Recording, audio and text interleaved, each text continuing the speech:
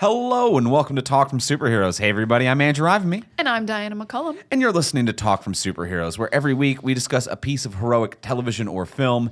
And this week on the podcast, we are talking about the new Netflix series, Resident Evil. We are talking about the entirety of Resident Evil Season 1 on Netflix. I feel like there's been a lot of Resident Evil shows. The live action one with Lance Reddick, if you want to get real specific and you're like, oh no, there's been other shows. I guess there is a chance that, and especially for people who listen to our podcast in the future. Ooh, yeah, right? Our current listeners, our current subscribers who are keeping up with a fresh episode of Talk from Superheroes. But maybe when you're listening to this, it's the year 2025. There's been 3 other Resident Evil movies. You go into the search bar under Talk from Superheroes and you're like, when have they done Resident Evil? And it is just going to be a smorgasbord of Resident Evils. It really is, because we've done every movie. Yes. So that's a lot. Yeah, that is 9. 7, I think. Oh, 8. 8? 7 of the movie series, and then 8 was the Welcome to Raccoon City movie that came out recently. I thought that was 7, but I'll trust you. The Mila Jovovich films were 7. Of those. Yeah, I believe so. Yeah. Wow, Mila. Yeah, that's a lot of zombies. That's a lot of Resident Evils. A lot of Resident Evils, yeah. And I think there was an anime that you watched that I didn't. Yes, I don't think we covered that on the podcast. We did not. But there's been anime films. So there's been some evil. Or animated, not anime. There's been some evil in Residence. Yes, there has. There's been some houses with evil inside of it. And we're going to talk about the season 1 of the 2022 Resident Evil. 2022, starring Lance Reddick, simply titled Resident Evil. No subtitle, clean, simple, just Resident Evil. Don't even worry about it. Don't even worry about it. I will say, there's houses in this one too, which is more than most Resident Evils have. There's residents. There are residents. I mean, there's always a domicile of some sort. Not really. They're in police stations and churches and deserts. This one's in a house for a lot of it. I think it fits the title best of any Resident Evil I've seen. I see what you're saying. I think you can be a resident in a place where you work. Like a doctor, you can be in residence. Oh, that's a very specific hospital. I was just trying to pull an example of using that exact word. Maybe you are a resident of Raccoon City, which is where all the things take place. Yeah. Anyway, that is true. Just trying to work through the title. I know that the origin of the title is supposed to be that the evil itself is the resident. You are entering the house of evil is the idea. Okay. Yes, so that's the evil itself is the resident. It is not there is a resident and also evil. The evil itself is the resident. Oh, I like the second one.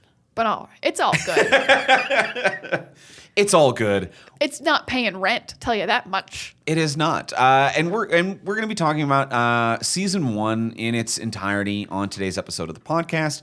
This is this just finished last week. It's a relatively new property. So we are going to do the same thing we do anytime we talk about a new TV show or movie. We are going to give you a spoiler-free review. So if you're on the fence about seeing it, or maybe you're not fully caught up, not sure if you should finish, or just want a taste of the episode while you're catching up on it, we're going to give you a spoiler-free review of the property. Then once you hear the theme music, once that kicks in, that's when we're going to get into the spoiler-filled section. So let's start with a simple spoiler-free review.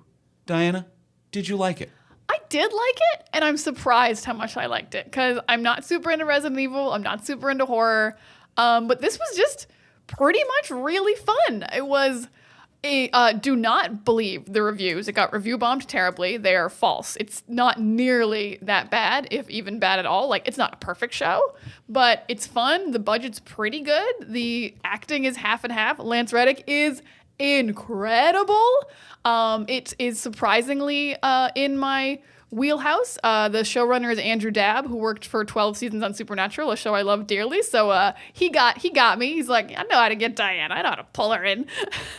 It's a really fun storytelling device that works. I don't think it's a spoiler to say there's 2 timelines, because it happens right off the top. It happens immediately. You know that there's 2 timelines. And it's kind of it's a thing we've been seeing in shows lately. We've been seeing it in Yellow Jackets. Other shows have been doing it, and it kind of works. It works better than it used to on shows like Lost or something. It tells an interesting story. The zombies are fun. There's action packed, but there's heart happening. Some of the actors are great.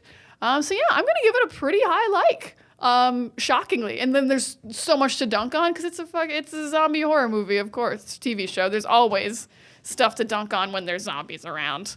So a surprisingly high like from Diana. Andrew, did you like it?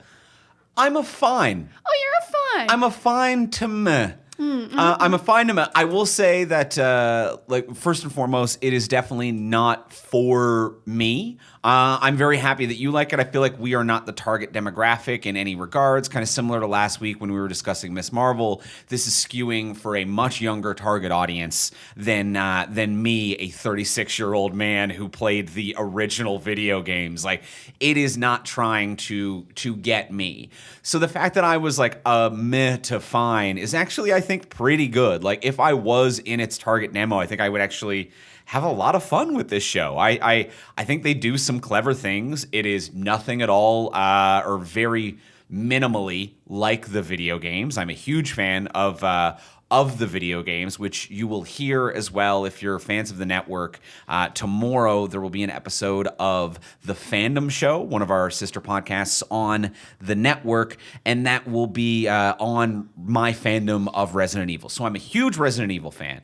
If I was reviewing this strictly as a Resident Evil fan, it's miserable. Huge failure. But to try to be impartial, to be like, as a standalone TV show with some tie-ins, you don't need to know the lore, you don't need to be, who is it for, does it work?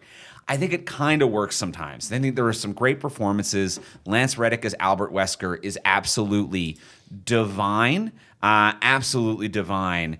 And Tamara Smart, who plays the young version of Jade, also crushes it. Absolutely wonderful. So I think that there are some great parts of this show, and there's some stuff that is just monstrously stupid or annoying or frustrating, some very bad performances, some really cheesy writing. But when it works, it's kind of a guilt fun. And weirdly, though, I feel like it takes a while to get there. Like it's only 8 episodes, but episode 5 was the one where I was like, this is the I'm screaming that this is the show, because I loved episode 5, and 1 to 4, I could take or leave. Yeah, it definitely ramped up as it went. And there's definitely, like, you can really pull out the good parts, and they're very separate from the bad parts. Like, there's some one-shot action scenes that are awesome in a bad episode. So, like, the overall episode's bad, but you're like, oh, that sequence was incredible. It's a little unbalanced. I get what you're saying about how I think actually that's kind of interesting that it's like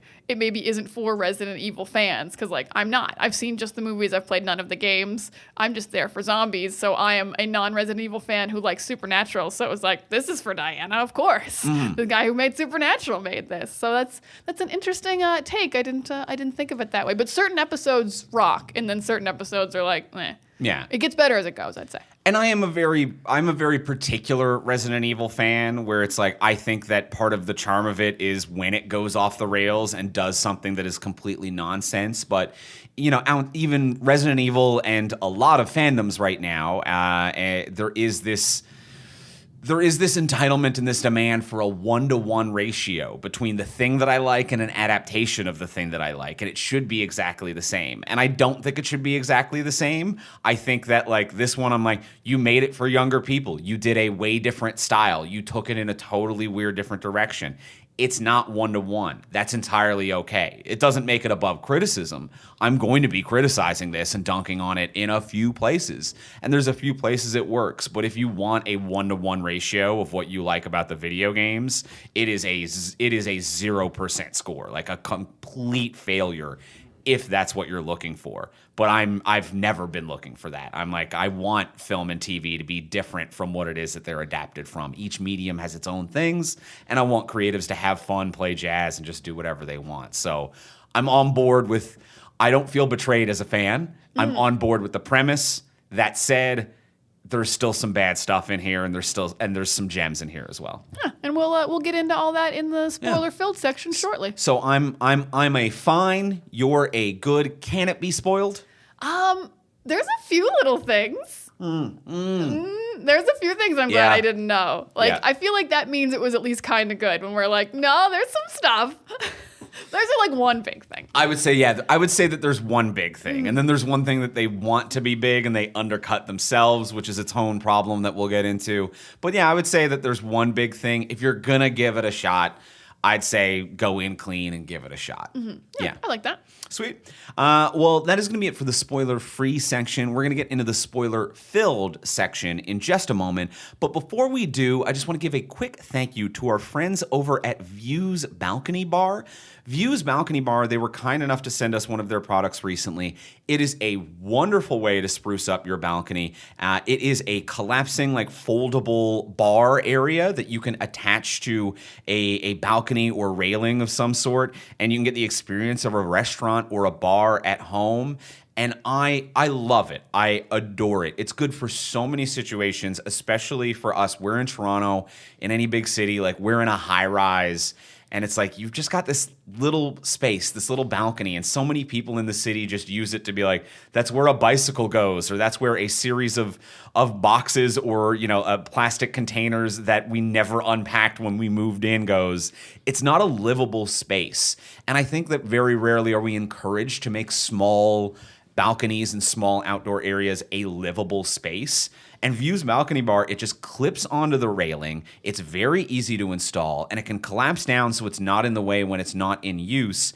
And then it pops up, and you can set up like a bar stool or a chair underneath. I'm working out on the balcony in the sun, but it's also a great place to just like hang out and have a drink in the evening time. It's wonderful. It really revitalizes the space. It really revitalizes it. It's very luxurious. Like, it's a really rich mahogany color. Like, I feel like it feels like the infinity pool version of having a balcony. It does feel like, you know how infinity pools are like the max pool you can get and the water's just overflowing? When I'm sitting at the Views Balcony Bar, like I'm working on my laptop or we're having a drink, I'm like, and we're overlooking the entire city on our beautiful balcony. And I'm just like, this is the infinity pool of having a balcony in Toronto. It's just like it's right up over to the rim. Right up to the rim. I've got my drink, but I'm safe, and everyone looks up and they're like, "Look at her. She looks luxurious." And I'm like on my laptop or working, and I feel like I'm the office of the whole street or the boss of the whole street.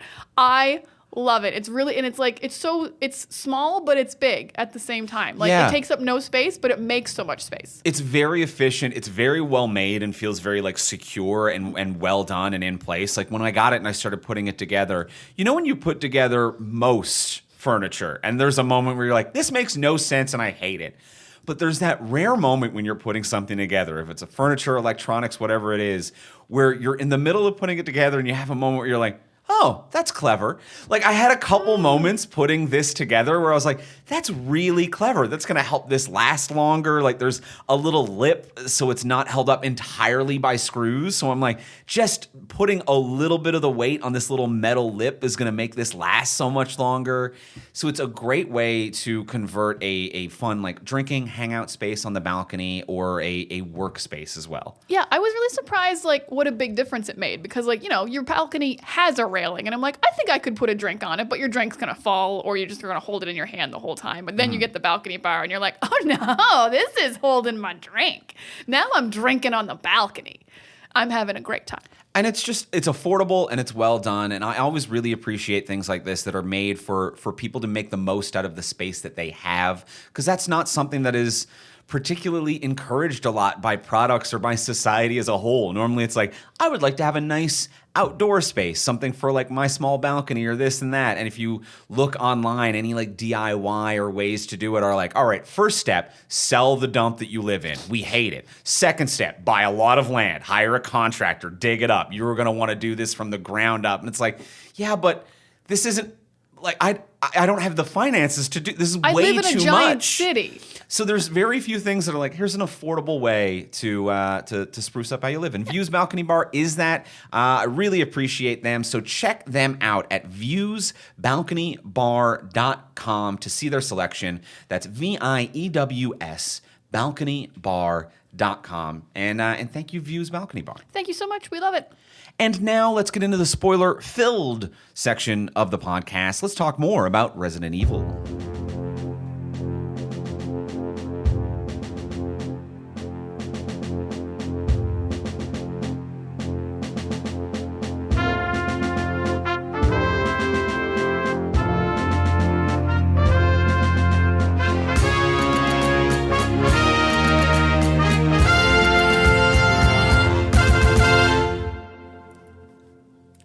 right, so we have seen the entirety of Resident Evil. We are now in the spoiler-filled section, so we're going to get into all the details and talk about it. I think we can start right away with the fact that Lance Reddick fucking rips. Oh my god, he's so good. And okay, spoiler section, excellent. Immediately, spoilers, you guys. So if you were like, maybe I don't care about the spoilers, here's a big one. He plays 4 Albert Weskers.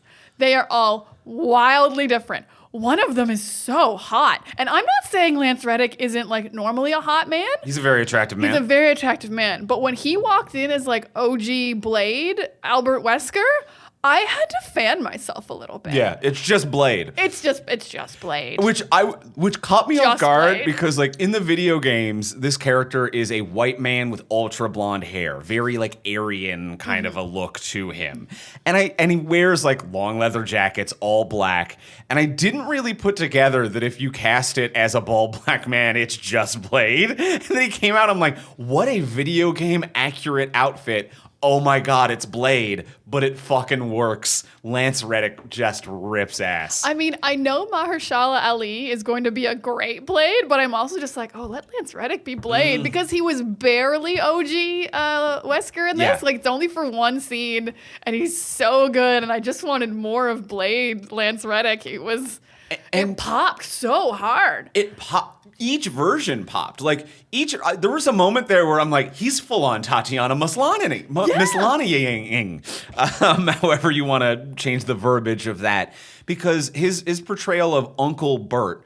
So it's Albert Wesker is the main character, and then there's several clones of this character, and one of the clones has taken over the general life and the namesake of Albert Wesker. So he's playing these clones, and one of them is like, hey, what's up, dude? Like a very like soft kind of a guy. And I actually have never heard Lance Reddick, despite the fact that he's a prolific voice actor, I've never heard him change his register because he's so deep and down here all of the time. And it's very very serious. stern and powerful and commanding to be like, hey, what's up, bro? Once he softened and went high, I didn't know he had the vocal range to do and maintain that. And it is so fun and such a delight of a performance. Yeah, Uncle Bert is like if Lance Reddick was a Ninja Turtle. And I love Bert. I like the OG dad. I like the story this tells about like clones and about the dad, even on top of the incredible performance he gives through the whole series of like, because like when you're watching the show, as little as I know about Resident Evil, I'm like, Albert Wesker's the bad guy, so this dad is the bad guy. But then the reveal that, like, you know, clones are their own people, and he's actually a good guy, and he's very much a slave to Umbrella, even now, because they hold, like, the key to him surviving and the key to his kids being born. So you're kind of expecting this turn of, like, when's he going to go full evil? And then it never comes, and it's kind of like a nice bait and switch of, like, no, he's just a nice guy who's a clone of an asshole.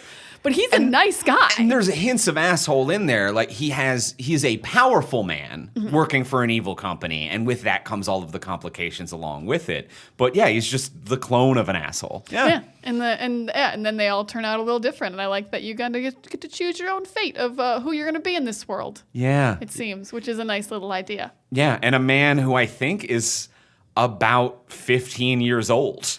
Like I don't know. Because they got aged up. He might be in his 20s then. Because in 96, he was full grown. Because I think that at one point, Evelyn says they aged 20 years and 10 months. Yes, something like that. So it's like they went from 0 to 20 years old. And then I don't know how long they were alive working in that lab. Then he escapes, has some clone children, and it seems like these kids are in their teens. Mm-hmm. They're 14. They're 14. So he might only be like 16 years old trying to raise 14. Oh, what a young dad he was. Yeah. He wasn't ready for kids. He was not. I don't know if original Wesker's knowledge imparts to them. It seems like to a certain degree it does. Because they had to mature. Yeah. Like, although Bert didn't really mature. But Albert did. Yeah, but they still knew how to do science and stuff. So I think there is some transfer of knowledge there. Still knew a lot of science. That's a good point. Yeah. So I was on Reddick. I did not know had the range to play 4 different characters in the same show, but he did. This is my favorite thing about my notes because I write notes every episode. So one episode ends and with the reveal that there's 2 Lance Reddicks. And so I wrote down, whoa, 2 Lance Reddicks. And then literally the next episode, whoa, 4 Lance Reddicks.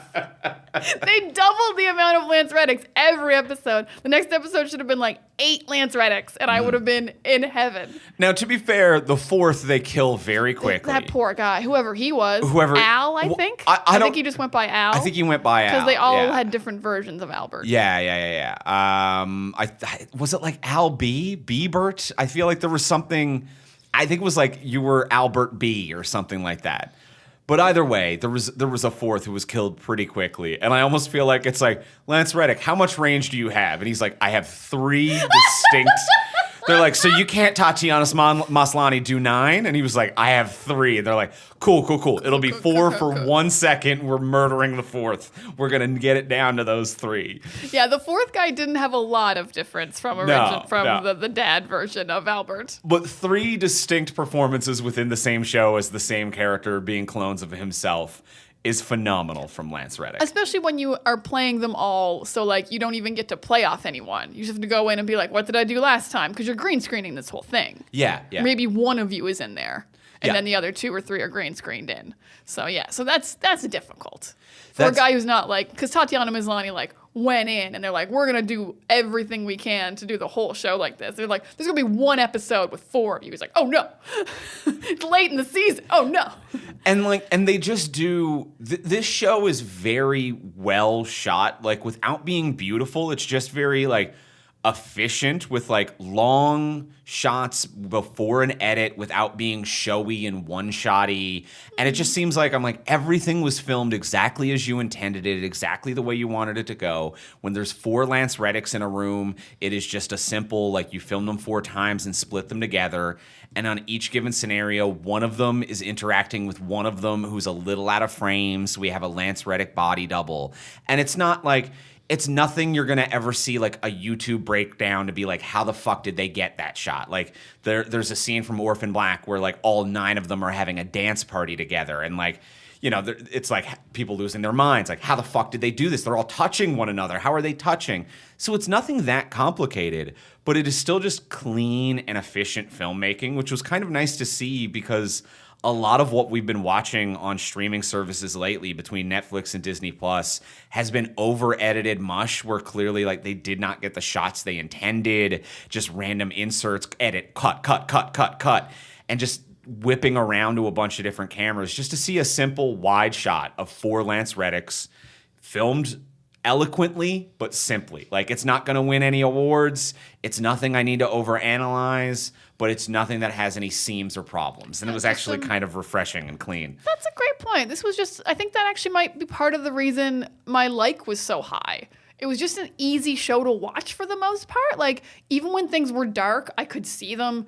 The sound mix is pretty good. No one whisper acts, even though it's horror. No one is like, there's hardly ever too many times that are too loud.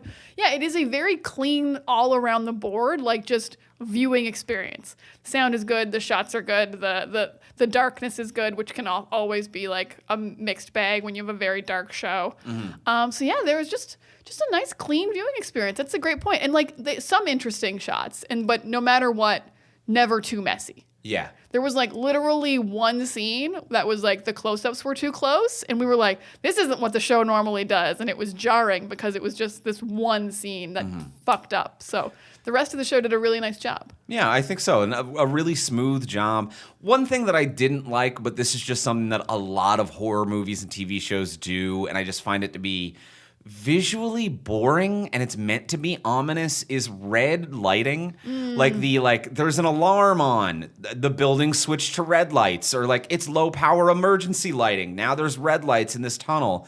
Pure red only lighting, I actually find just kind of visually boring and mush. And I know it's supposed to invoke this sense of terror and fear, and a lot of horror uses it. and it really just bores the shit out of me. And in fact, I kind of just mentally check out where I'm like, oh, just a boring red thing. No new thing is going to happen in this scene. Like, I think the only time a red lighting is, like, scary is, like, you know, Darth Vader's coming at you with a lightsaber. You're like, that red means a lightsaber. Yeah. But in a Resident Evil, like, you've broken into a facility and the alarms are going off. Yeah, it doesn't mean anything. It's not anything new. It's not like even in Resident Evil 1 where, like, the lasers came down. Was that Resident Evil? The lasers that was cut the you first all up? movie. Yeah, the blue lasers. And Those weren't even red. Those are blue, yeah. Those are fucking chop you up lasers. But I think that movie did have a moment of like the emergency lighting is on and everything's red. And I think that red is ominous and scary. And you bring up Darth Vader's like lightsaber, and I think that's a great example where when red is scary, red, I think, invokes these feelings of fear and terror when it has some kind of an environmental interaction. So when Darth Vader turns on his lightsaber and you see like the lighting hit the helmet or the environment or as the sparks flicker across another lightsaber, I think sometimes in horror movies, using a flare for lighting is very interesting because you get these particle effects, this dynamic lighting that bounces off the environment. Also, too, like you get that white hot burning flame at the center of a flare. So you get this scale of heat as opposed to just what it is in this show, which is, all right, let's pause now, everyone, and put the red filters over the lights that are already there. Now everything's a little red and it's meaningless. Let's start filming again. And I'm like, that's just the same scene but red. And it doesn't add any tension. And also the sequences were pretty long. Because I think the longest red sequence was running from the dog. And that took like 5 or 10 minutes. Way too long. Of getting away from that dog. Not that we did get away from it. Totally bitter. Yeah, it's kind of a big deal that she got bit by the dog. But the red lighting is just other than that, I think that the show is pretty clean and visually well done. I will have a few more positives off the top. I really think I was surprised how fast the flashback portion moved. And I really liked that because a lot of episode 1 is Billy being bullied at her new school. And it's like, oh God, is this going to be what the flashbacks are? But I think within episode 1, she gets bit by the dog and starts to turn. So like, I was very surprised. I was like, oh, the flashbacks are moving way faster than I thought they were. Thank God. I thought this was going to be like a lot of teen drama in the flashbacks. And also within the flashbacks, I think there was just like some really like fun ideas that I haven't seen before. Like normally when you see like people who aren't skilled break into a high-tech facility, you're like, well, that wouldn't work or that's silly or whatever. But the 2 daughters of the guy in charge knowing their dad's password just made all the sense in the world. Of like, yeah, it's the same for Netflix and his computer, like at work. It's the same password. And they just stole his card. So like there was some clever writing in this every now and then of just like things. And like there's dumb stuff because as I said, if you have zombies, people have to act dumb or they wouldn't get eaten. So like people act dumb later, but you do get to see people be smart, which is nice. Yeah, I can definitely vibe with that. Yeah, I think that there are moments of I really like them as sisters. Like I think they are clever and they do clever things despite generally a lot of dumb behavior existing, especially within the corporate world of Umbrella and whatnot. So I think that's where the dumb behavior was. Most of my dumb behavior was in the future. There's also dumb behavior in the future. I'll be honest with you about that. Yeah, there's dumb behavior everywhere. Should we roast some people? I will say a final, a quick. I don't even know if it's positive as much as it is a net neutral comment, because you kind of brought up the like a lot of teen drama aspect of it. One thing that I do find interesting and actually kind of charming just in its difference is that this feels very CW. Like when I'm watching this, it feels very much like when we were watching Runaways, where I'm like, this is teen drama. This is skewing younger. You can tell this is from someone with a CW background. And a lot of the like review bombing and shit that I saw online was people being like, it's like a CW show. It's like a CW show. And it's like, some people like CW shows, and that's maybe not for everybody. Supernatural had 15 seasons. But what I think is actually kind of like noteworthy about that is how fucking rare is that nowadays for a streaming service or a network to have. That like most networks have their style. Like I would say before this, if you blind taste tested people on TV shows, you could just be like, where do you think this one's from? Be like, that's CW, and it will be CW. Yeah. Where do you think this one's from? That's Netflix, and it is Netflix. Where do you think this one's from? Well, that's a Disney Plus, and it is so easy to tell what the styles of every network and streaming service is nowadays that it's actually kind of noteworthy that this is a Netflix show with a CW flavor. And I know that that's not for everyone, but I'm like, I actually really like that they brought in a showrunner they hadn't worked with who had a style and genre of a different network and of a different demographic.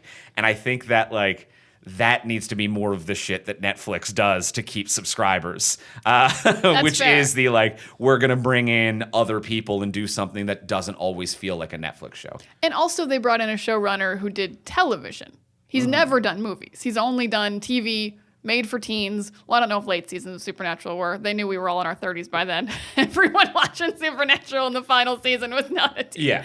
But when we first started watching Supernatural, we were teens. So he had the history. But yeah, to bring in showrunners who were like, it's about teens and it's a show. He's like, well, I'm going to make a show about teens. Yeah. It's not going to be an 8-hour movie. The episodes are pretty delineated, but also there is a continuous story, but each episode you're like, that episode was that episode. This is the episode where we look for the bag was the clearest. That's that episode. This is the episode where we go through the channel in the future. Their episodes are episodes, which is nice. Yeah, I can fully get on that. And now let's dunk on it. Woo! Billy's hair, for Kobe. one. Billy's hair. Oh, her Billie Eilish hair? I hate it. I hate it or so her much. Rogue look? Why does she look like Rogue? Why is it in her eyes and face the entire time? You hate bangs. In general, not a fan of bangs. Not a fan of bangs particularly that are in your eyes and face. That if your hair moves when you blink, that's a problem. But also, I get that there are people in real life who have that hairstyle. That is a look that people have. It is a look that no people on television or film should ever have. Because do you know what 80% of being an actor is? Your face and eyes. And when you actively hide your face and eyes, you are hiding the majority of an actor's ability to act. So whether or not it's a dumb hairstyle, a cool hairstyle, whether it's young and trendy, stylish, or I'm just an old fuck, I need to see the human actor's face for them to be able to succeed as an actor. And that is what I find so frustrating about the haircut, that her haircut in this show is that why is it in her face? That's what this actor uses to act. Get it the fuck out of her face, please. Yeah, I will actually agree on this. I don't mind bangs in general, but when they're too long, it is are you acting or are you just blinking because there's hair in your eyes? And it's the only thing you can watch in a close-up. If someone has long bangs that touch their eyes, it's all I'm looking at. I'm not paying attention to what's happening, to the lines. I'm just please put a clip in your hair. Please part your hair in the middle, get them out of there.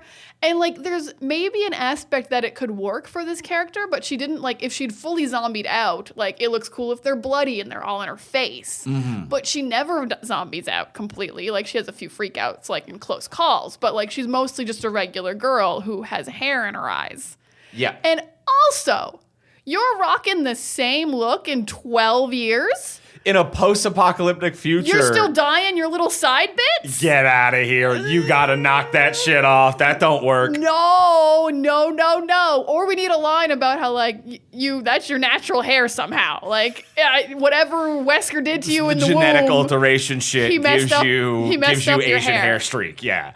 To identify you as a character. Yeah, it was, the idea that we would have understood it was her in the future without Asian hair streak. We would have been like, well, Jade said that was Billy, so we would have figured it out. And the two other moments that drove me nuts with this hair was when she had been bitten and she was changing her bandage and didn't push her hair back. And I'm like, you are just putting bandage over hair, which is miserable. And then she goes to vomit.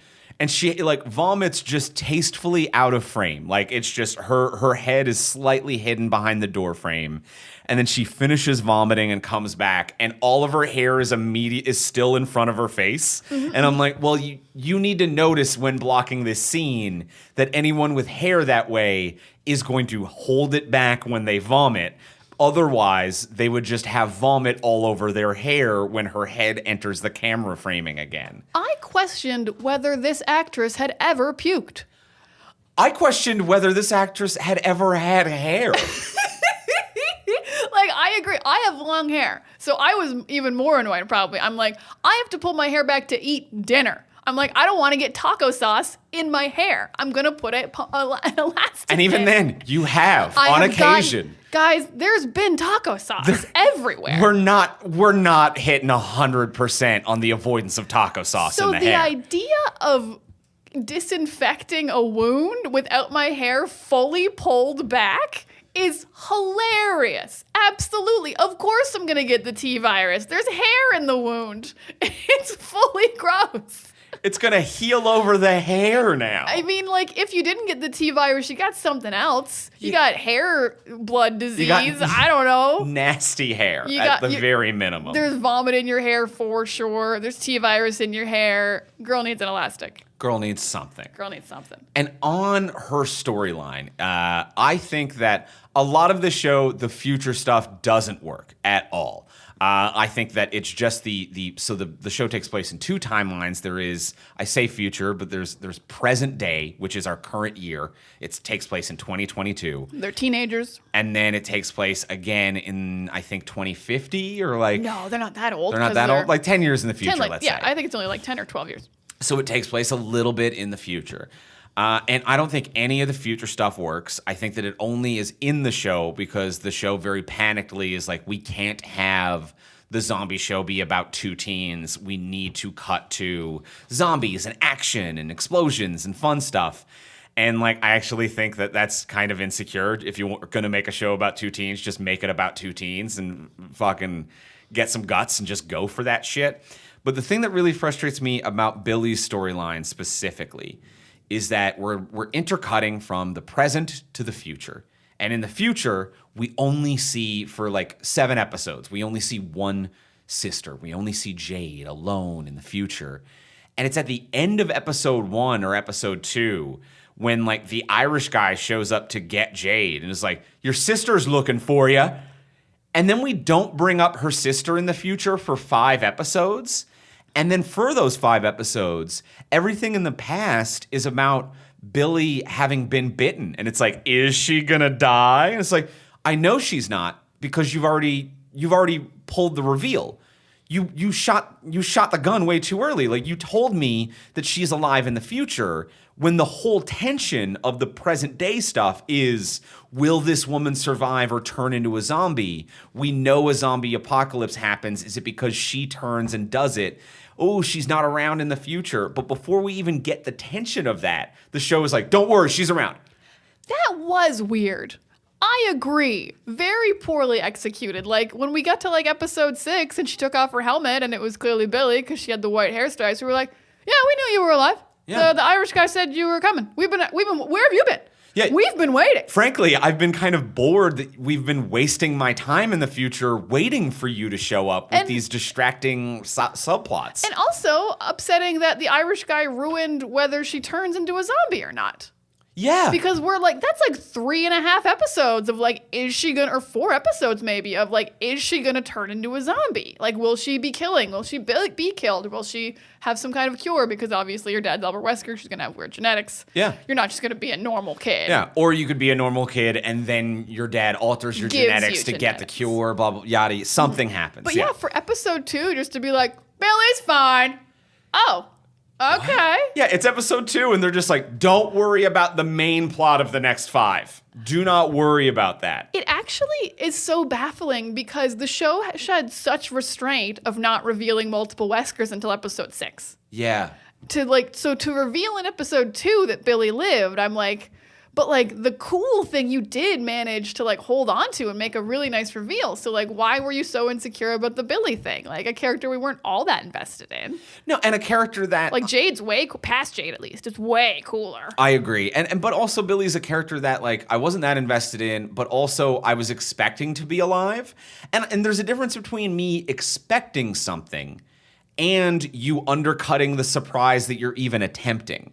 Because if they didn't have that line, in the future where the Irish guy's like, your sister's alive and looking for you, I would be watching those 5 episodes and being like, it is very noticeable how the living sister has never mentioned where her sister is, or we've never filled in that gap. I'm like, surely at some point a helicopter's going to open and the sister's going to walk off. I would be expecting it, but I can expect something and still be delighted with the execution, but it undercuts the expectation. Like, it's really, really dumb and bad writing, and it's literally one sentence that could ruins episodes. That could be edited and deleted in seconds. Like, I am talking that like a 30-second edit would add infinitely more tension to 5 episodes. Because even the camera, when Billy has been bitten, it's like, oh no, like Billy's having a nap, and like Jade's like, Billy, are you okay? And the camera's like slow panning in and won't show her face, and is like playing creepy violin and piano, and is like, and like cuts in, and then Billy's like, hi. I'm like, yeah, I know she's having a nap. What are we doing? So she naps. That's how Billy naps. I will disagree actually slightly about the future. Okay. I think some of the future stuff works because who is Ella Bolinsky, who plays future Jade, is not a good actress. No. I'm just going to flat out say that. Young Jade has your number. Look out. She's coming for you. She's such a good actress.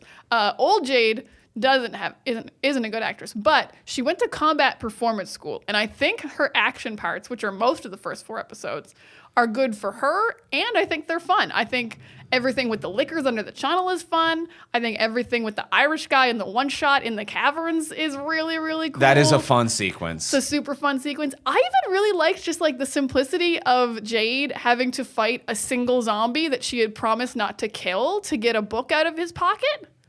Oh, yeah. I think that sequence was really fun and different because it's like she could easily kill a single zombie, but she promised the guy's wife that she wouldn't because she was in denial that her husband was a zombie. I thought that was actually a very interesting, fun scene. I think there was some fun stuff in the future. Everything with the daughter was bad. Everything where she actually had to act was bad. But like Giant Crocodile is super fun. Giant Crocodile is super fun. I think there's redeemable stuff in the future. I think everything action related in the future is very good, and everything wherever people talk is bad. Yeah, and I think that is the purpose of even having future segments in this show. Is like, there's not enough action. Get action in. Yeah, it is just and they've action. given no attention or care to any of the story. Like, I do not care about her husband, her kid, the university, saving the information. And it's like, Umbrella still exists and is super rich, but also every city in the world is a slum. And I'm like, that actually doesn't make a lot of sense. And I wouldn't care if you didn't keep drawing attention to it as well. And also, we never know what Umbrella wants from you. Because, like, Billy captures you, but then she lets you go. And it's supposed to be like, we wanted to find the university. But then they let the university go in exchange for you. And they had you originally, like 2 episodes earlier. And then you escape. And it's like, they take your daughter and kill you. And it's like, what did they want? Yeah. What was Umbrella even chasing you for? You didn't have a cure yet, or like the mist stuff that she's going to make later. Yeah. Like, they didn't know she had any track on that. It really was just like, your sister is trying to get in touch, like sending Facebook messages across the apocalypse or something. Like, we got to chat. And it's it's just, they didn't need her for, like, she said she took her blood and was feeling better, but you would think she would need her around all the time then, because Wesker needed daily injections. Yeah, but then also she was like, I actually was lying and don't need your blood anymore. What's anything? Yeah, and this is something that this does that I actually think is kind of a common thing for action, horror, a lot of different things, where it is a villain that is so hyper competent and confident that it borderlines on stupidity, that it is that level of like, well, this is exactly how I planned it to go. And it's like, really? I just saw your helicopter crash. That was part of my plan the whole... Why would that be part... So it's just a level of like, I'm not shaken because I'm the cool villain. It's like, yeah, but being unflappable can be cool, but sometimes you can be unflappable to the point of you seem like an idiot who can't read a situation. Yeah. And they kind of made Jade that to be like, well, I've been tracking you to track you the whole time. And now that I tracked you, I got the head. And it was like, but you had the head. You put a tracker in the head. Exactly what I wanted you to think. What?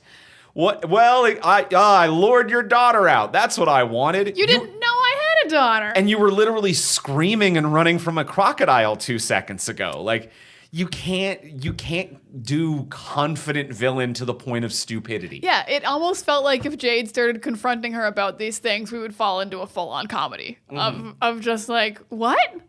None of this makes sense. I call it the well test, where if you could go in and start every line of their dialogue with well, and it would fit, then it's bad villain writing. And Jade is someone in the future Billy as the villain that every line of dialogue could start with well. Which is oddly surprising because I think Evelyn's a very good villain.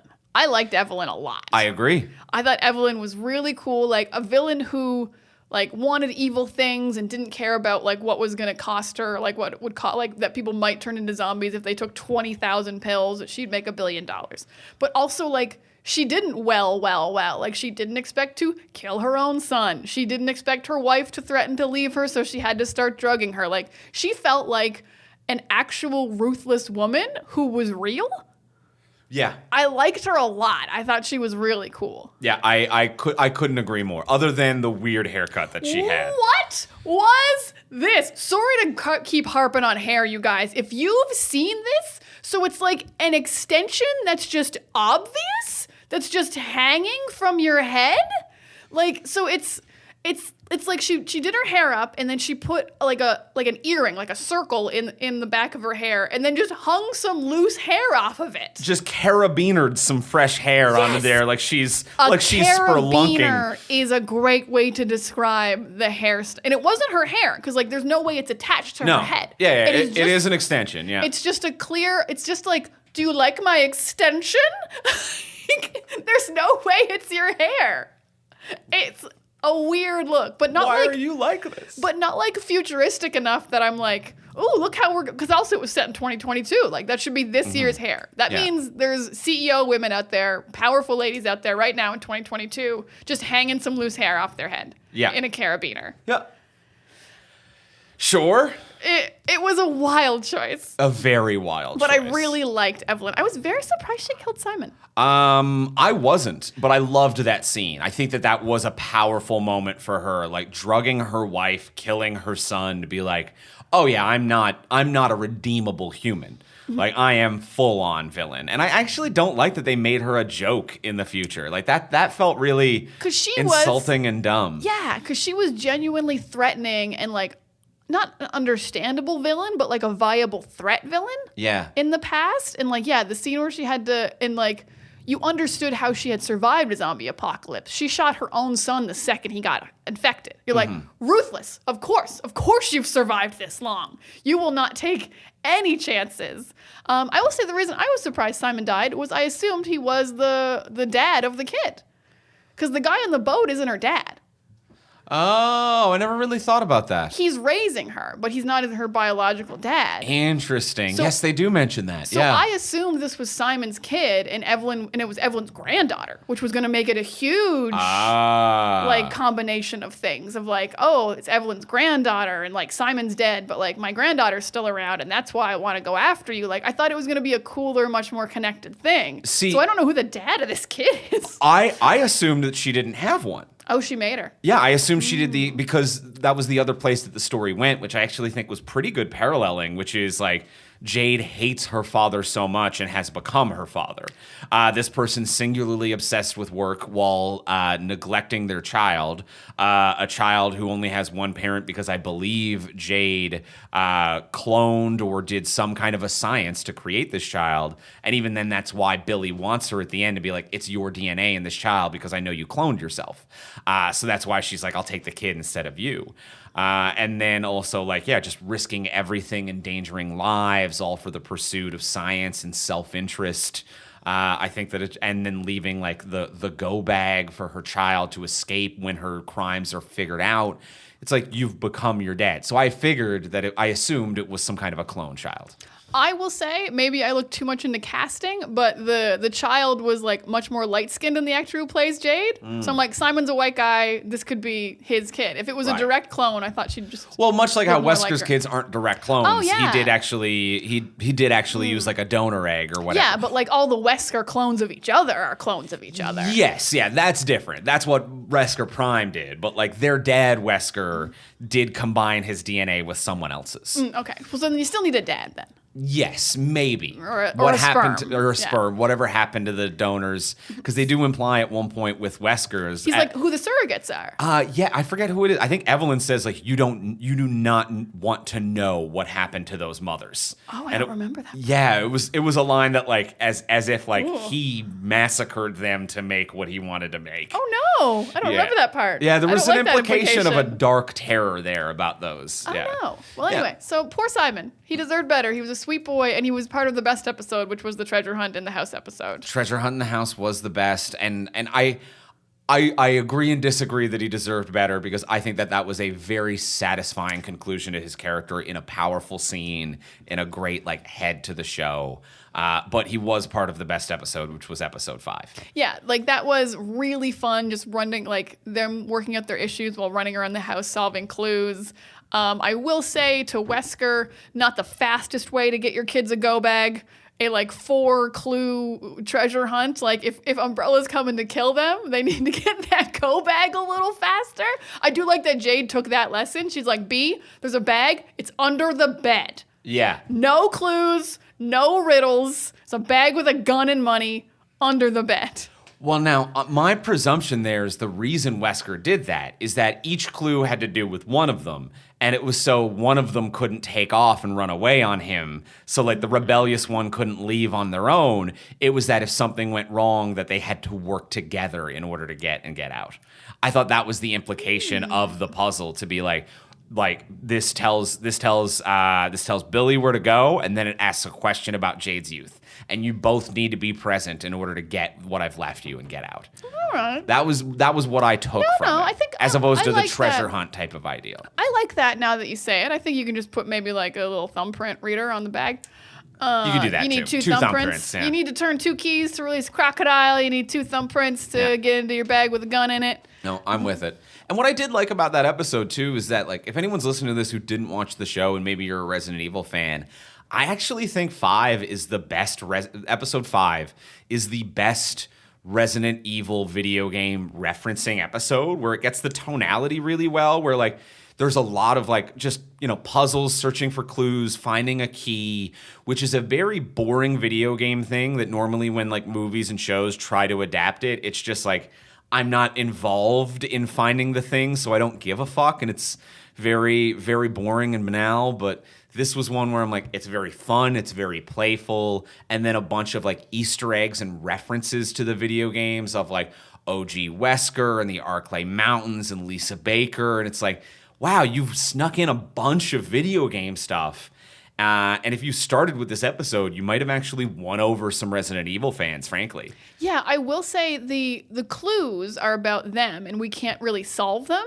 But I think adding the thing about avoiding the cameras really added an extra step of like, you've got to duck here, and Simon's on the phone. He's like, there's a camera to your left. You got to go against the wall. So even if we can't solve the clues because we don't know enough about Billy and Jade, we can follow along of like just avoiding the trap aspects, and which was fun. It's visually engaging to watch. It's just not. It's not watching just someone think about a puzzle. Just wandering around their house, being like, "What would Dad play on the piano?" It's like you have to be quiet and you have to avoid cameras. And it was easily the best episode. And that was a reference to Resident Evil 1. Moonlight Sonata is the song that unlocks a special hidden door, and it's like a bunch of like rich but not distracting video game references. If that was episode 1, I honestly think that this show wouldn't get review bombed. Flat out. Like it would be like, like video game fans would be like, oh shit, this actually kind of gets the thing that I like. Can I ask you a very quick question? Sure. OG Wesker blew up in a volcano, you say? Yes. Okay, so that's canon in the show. Which I think is very funny. Yeah. If I'm remembering correctly, it's Resident Evil 5.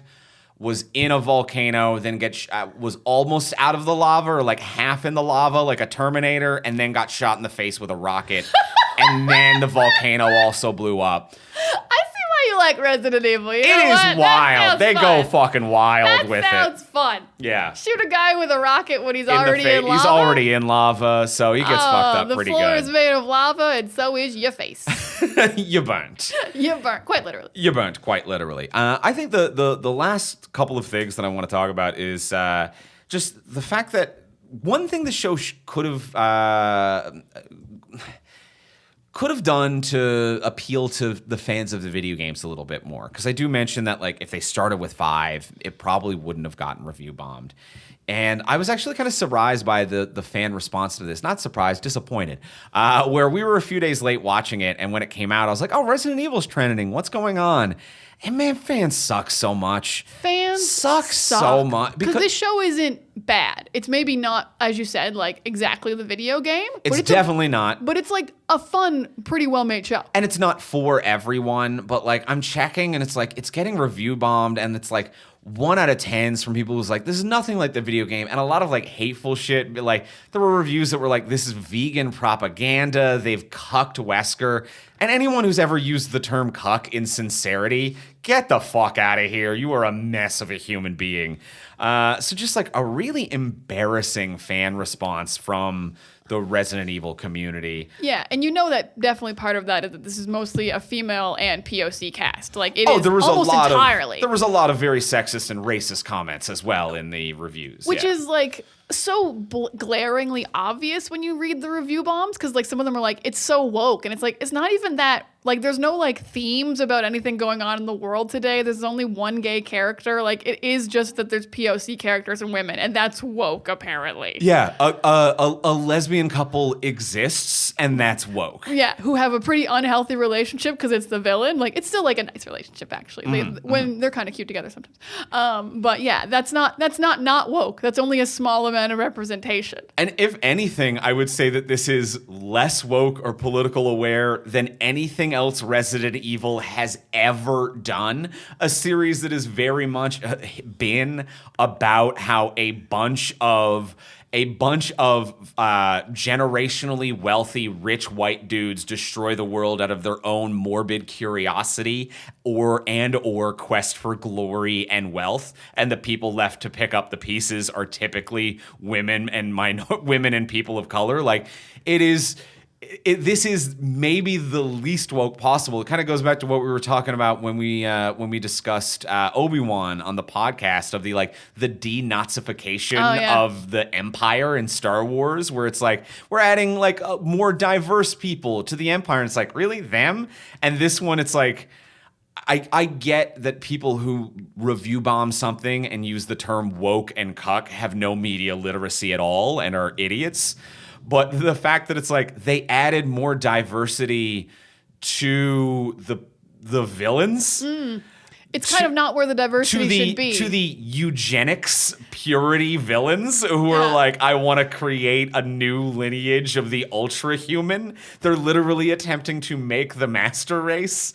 And they added diversity there, and you're like, it's too woke for me now. Like, I don't think you got what it was before. I don't think you understand what's happening. I don't think you get it at all. Yeah, so definitely like you know, if it's not for everyone, but the review bombs were wrong and the fans were terrible. Yeah, but fans are... Because it's got like a 3 on IMDb, and I'm like, this is a 6.5. It's a 6, yeah. It's a 6 to 6.5 for sure. Mm-hmm. Yeah. Well, I think I've said everything I need to say. You feeling good? I'm feeling pretty good. I'm feeling surprisingly good. I mean, I'm a high like. I'm a fine. You know, it's supernatural with sisters if there were zombies. I'm like, yeah, I'll watch it. Well, yeah, we're on board then. I think if I was younger, I would definitely be like all about it. Definitely all about it. Well, let's go in for the close. Let's ask the final question now of what would you change? So now that we've discussed everything we've discussed, what would you change about this show if you could change anything? But before we do ask that final question, we want to thank our wonderful sponsor of today's episode. We want to thank our friends over at Masterclass. Oh, we are going to thank Masterclass. And at Masterclass, you can learn from the world's best minds anytime, anywhere, and at your own pace. And you're going to have a lot of fun. You're going to be like, oh my God, the quality of these classes is incredible. I'm learning at such an incredible speed, and I'm so entertained the whole time. I love taking classes on Masterclass. I have such a great time. I will be unstoppable. I will be a knowledge god. I will Masterclass will get me there. I will learn all there is to learn from the smartest people in the world who are the best at what they do. Absolutely. I've been watching a masterclass with Will Wright about video game design, and Will Wright is the creator of The Sims, SimCity, and many other video games. But a very interesting kind of delve in the approach of what goes into the creation of those games, which, like, I wouldn't even say that, like, Resident Evil is my favorite video game in the world. It's not The Sims, but, like, just listening to Will Wright talk about it in this class, I'm like, it's such a unique and interesting perspective that gets you there to this game. So even if it's even not being, like, the game for me, I'm still just like, ooh, how'd you get there, Will? Such good nuggets. Yeah, I'm taking a very different course. I'm taking Matthew Walker's Science of Better Sleep, and I'm learning so much about sleep, and I absolutely love it. He goes over, like, what caffeine does to you, how it affects your sleeping, whether you should nap, and if naps are, like, helpful or if they're bad for your sleep, the best way to get over jet lag, the best thing to get better sleep in general. So it's learning about sleep, but it's also helping you sleep, and you're like, sleep's so important, and I'm, like, staying up watching things about sleep, which is counterintuitive, but I am a sleep god now. My sleep scores on my Fitbit, through the roof. Having so much fun. Ooh, getting on up there with the Fitbit. I also kind of dipped my toe into. They have some gardening and agriculture classes with Ron Finley, which has helped me propagate some of my plants at home. Andrew's propagating plants. I'm propagating, which means just multiplying. For those of you who haven't taken the masterclass or don't know that much about plants, in which case, get on that tip and check out Ron Finley. But I'm multiplying my own plants here, people. Everything is going great. I'm sleeping, he's multiplying, things are going great. And it's so easy to learn because you don't have to consume a full class from start to finish at once. There's like 10-minute little mini lessons, and like you can download extra materials for each lesson. The interface is so good. You can watch on multiple platforms. You can take notes within the app. The Notes app is so good. Sometimes I'll watch one like while I'm exercising, just like hit the Chromecast, put it onto the TV, still have access to the controls and everything within the app, which is wonderful. A well-designed app, well-designed execution, and wonderfully helpful classes. So we highly recommend that you check it out. Get unlimited access to every masterclass. And as a Talk from Superheroes listener, you get 15% off an annual membership. Go to masterclass.com/TFS. That's masterclass.com/TFS for 15% off of Masterclass. And thank you, Masterclass, for your support. Thank you, Masterclass. I sleep so good. And as well, before we go in for the close, we will remind you, as we do every week, and if you've done this already, you can skip ahead. If you haven't, please listen. But please take a moment to rate, review, and subscribe on Apple Podcasts, Spotify, Podcast Addict, wherever you get your podcasts. It helps us move up the charts. It helps us find new listeners. It's sincerely important to the growth and success of this show. Every one of those we get, we become sincerely a little bit more powerful. And it's free to do, so just do it. Make us more powerful. Make yourselves more powerful. You will feel nice after you leave a review. And also, like, what do you think about us? I want to see your writing skills in action. What do you think about Andrew and Diana? Leave us a genuine, honestly, I want a genuine review. What are your thoughts about us? Like we're a restaurant. I think that's too much pressure. Just say, like, what's up? Just say that, and I'm cool with that. Well, that's our different styles of review requests. If you hear what Diana just said and you're like, that's too much pressure, then you're an Andrew. Just go Andrew style and be like, hey, looking good, or whatever. If you excel under pressure like Diana, have fun leaving your review. So whatever you want to do, it's a free way to support the show. And if you do want to support the show monetarily, you can check us out over on Patreon. Patreon is a monthly subscription service where you can subscribe at whatever level you can afford and get cool bonuses for doing so.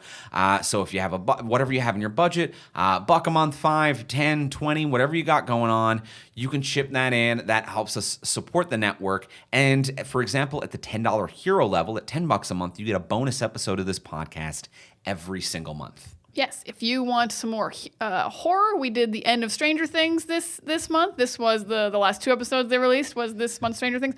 Also, if you want to go back, 2 of our Resident Evils are only available on Patreon.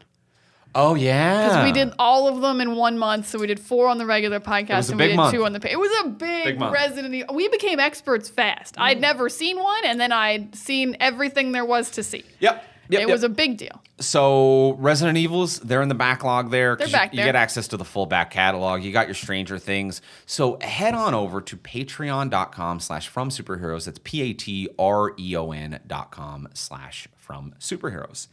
And now let's go in for the close. Let's ask the final question of what would you change? So Diana, now that we've discussed everything we discussed, what would you change about this show?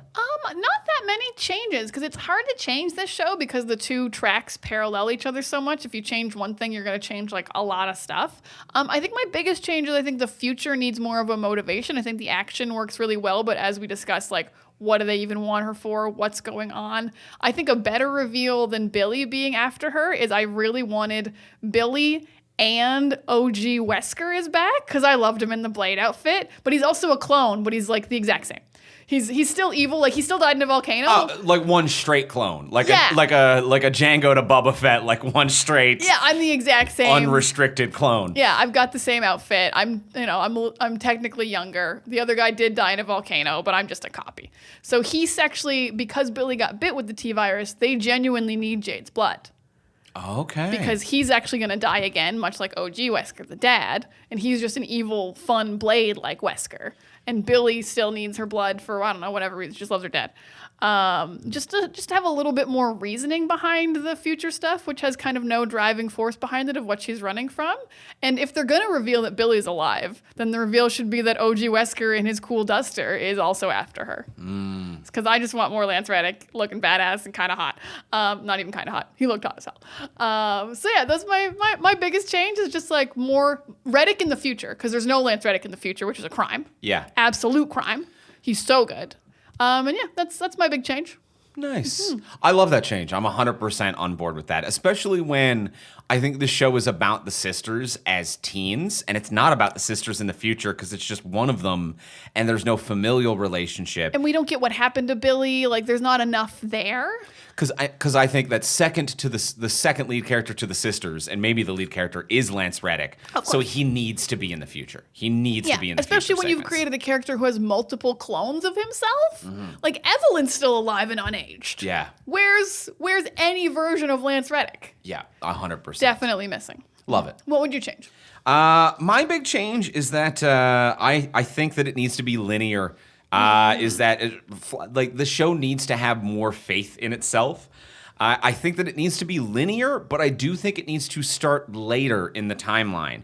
Because I do think it's probably like a 70-30 split present day future. Like, there's more present day than there is future. Depends on the episode. There's an entire episode that's all present day, and that kind of skews it. Even then, I think most episodes are like 60-40, 70-30. I think that all of the, like, we just arrived in town, I'm like, that actually doesn't come into play. It doesn't matter that you're new in town. That's actually never relevant to the storyline, because you have one sister who's popular and one sister who's not. And if you've lived in this town your whole life, it would be the exact same problem. So new in town has no effect on the story. Because Wesker's always worked for Umbrella. Yeah. So it didn't matter that they moved. That they're just at a new facility. So I think that it's like this story can start way later. We skip all of the we're new in town stuff. We're just in town. I think, frankly, we can skip the Billy got bitten stuff because it's undercut. It happens way too late. And I think the tension is Umbrella going to kill us? Because once we know Billy's not a zombie, which is episode 2, then it's like, well, this is all just wasted time. So I think the show is linear, and it starts at episode 5. It starts at, like, we are a couple of kids. I am the, like, and maybe episode like 4.5 type of a thing. Like, they need to have the, like, I'm established, like, I'm the rebellious sister. I'm a little bit more quiet and less liked, blah, blah, blah. And then it goes right into, like, Dad, what the fuck happened at work? It's like, find the bag. And shit gets way too nuts, way too quick. And it's about these two teens who have fallen into a world that they can barely comprehend. I think that is way more interesting, and I think it's the heart of the show, which is these sisters, and I think it is the plot of this show, which is the fear of Umbrella above the fear of zombies, at least as far as these teens are concerned. So I think it just needs to start at the company is going to kill me. Dad, what's going on? And we're going to go from there. Because the like, I'm a vegan, a bully hit me with a burrito, I skateboard. That's nothing. That is nothing. I completely forgot about that crazy bully. Mm-hmm. Wow, that was nothing. Yeah, that was wildly weird. It goes nowhere. It has no consequence or effect, and it does not in any way help establish these characters for me. Mm-hmm. So I think we it's all linear, and we start way later, and then I think you just finish the present day stuff and do a time jump. Okay. Yeah. Okay. And I also think that the future actors should be the same actors because the future actors are not good. None of the future actors are good, huh? None of them are good. It's weird that like the kids are crushing it so much, especially Jade. I can't get over how good she was. Frankly, if it just cut to the future and it's just the actor who plays Jade, but there's like a scar on her face, I'm like, oh, That's what they did to Evelyn. Yeah, I'm like, oh, time has passed. Mm-hmm. That's all we need. Just time has passed, and I'm done. So I think that the future actors are gone, and we can just do a time jump with the current actors. I can live with that. I definitely don't mind starting later because you're right. None of that part was relevant. I don't know if it would work with a weird time jump mid-season. It seems like a real season 2 thing to do of a show, not like a mid-season jump. So I don't know if I agree with the not jumping timelines, but it can definitely start later. Yeah, a lot of that was irrelevant stuff. Yeah. I can see what you're saying. Yeah. And like pull people in faster with Resident Evil-esque things. Or even like, it might even be better if it just alternated episodes as opposed to within flashing. the same episode. Because sometimes I'd be like so into a storyline, I'd be very mad when it would switch. Because I think 5 and 6 did that. 5 was all past, 6 was all future. And I was like, this actually works way better. That would work way better. 5 is the first episode, but like we're going linear and it's just alternating episode to episode as opposed to doing these jump arounds. I can get behind that a lot more, actually. Yeah. Did it. There we go. Nailed it. I think we did it. Well, that is going to be it for this episode of the podcast. That's it for our discussion of Resident Evil. If you do want to hear more discussion of Resident Evil, though, tomorrow on the podcast, The Fandom Show, which if you're not following all of the podcasts on this network, The Fandom Show is the newest podcast on the From Superheroes network, and it is a show where our hosts Kaya and Steph talk to their favorites about their favorites. So it's all about whatever a specific fandom is. Tomorrow, the episode on Resident Evil, in which I am the guest of that episode, will become live. So wherever you're listening to this right now or wherever you get your podcasts, search for The Fandom Show and subscribe if you haven't already. And tomorrow, you will hear me discuss everything Resident Evil as my favorite fandom. You're my favorite. I'm your favorite? Yeah. I can't be your fandom. You're my favorite person on this podcast. It's a high bar. High bar. That is a high, you know what? High bar. So check me out over on The Fandom Show. So search for The Fandom Show wherever you get your podcasts. I'll be talking Resident Evil about that live tomorrow. And next week on the podcast, we will be talking about super pets. That's going to be fun, I hope. I hope so too. We'll see. I like pets. We'll find out next week if we still like the pets. In the meantime, if you want to get a hold of us, you can reach me on social media at Ivimey, Ivimey. You can find me at Words of Diana. And you can find both of us at From Superheroes. And we'll talk to y'all next week. Bye.